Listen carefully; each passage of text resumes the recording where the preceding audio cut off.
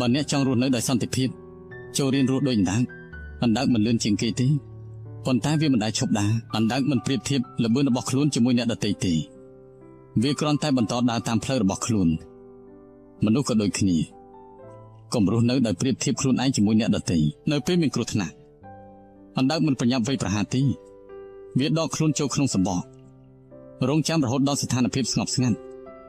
ពេលខ្លះការថយក្រោយមិនមែនជាការចាញ់ទេតែជាប្រាជ្ញាអណ្ដើកមិនខ្វល់ថាអ្នកដទៃដើរលឿនប៉ុណ្ណាទេ